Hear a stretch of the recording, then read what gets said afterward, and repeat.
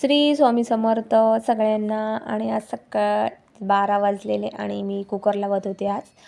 आणि आज मी जेवणामध्ये डाळ घातलेली आणि डाळमध्ये आज शेंगा घालणार आहे आणि भाजी बनवणार आहे मस्त. आणि इथे कुकरची तयारी केली आहे, कुकर वगैरे लावला आणि आज लाल माठची भाजी बनवते आहे मी. आणि अगोदरच धुवून वगैरे ठेवलेली, कारण की आधीच अर्धा तास तरी धुवून ठेवायची, मग त्याच्यातलं पाणी जातं नाही तर पूर्ण भाजीमध्ये पाणी होतं आहे. आणि कांदा वगैरे आगीत घातलेला. आणि ह्या भाजीला कसं जास्त काही कंटाळा नसतो, लगेच भाजी आणि मिरची टाकली आणि खोबरं टाकलं की भाजी झाली आणि मस्त अशी छान लागते भाजी. आता तर सगळीकडे लाल माठ बाजारात घेऊन असतात, आम्ही काय बाजारची नाही आणली आहे, घरगुती आहे आमचे. आणि अशी मस्तपैकी भाजी केली.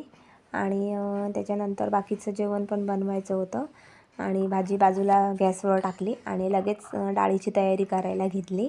आणि डाळीमध्ये मोहरी आणि अगोदरच मी उकडत घालते ना तेव्हाच ते शेंगा आहे ते मी आधी उकडून बाजूला घेतल्या, कारण की नाही तर ते पूर्ण मेल्ट होतं आणि मग ती शेंग एकसुद्धा मिळत नाही आणि मग ती टेस्ट वगैरे जाते, म्हणून अगोदर जरासं मीठ टाकून वेगळी उकडून घेतलेली.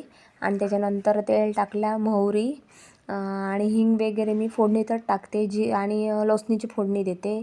मोहरी वगैरे टाकून घेतली आणि फोडणी दिली ह्याला डाळीला. आणि अशी सिंपल अशी डाळ आम्हाला आवडते जास्त, ती वाटपाची डाळ आम्ही जास्त खात नाही, अशी डाळ आवडते आम्हाला.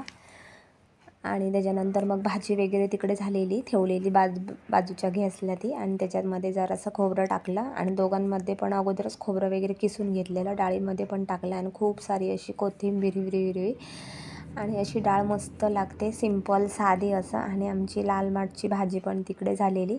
खूप असं खोबरं टाकायचं, लाल माठची भाजी पण खूप छान जाते ही भाजी काय. आणि एवढी मस्त कलर आला आहे बघा डाळीला माझ्या. आणि लाल माठसुद्धा किती लाल लाल एकदम कलर बघा किती छान आला आहे भाजीला.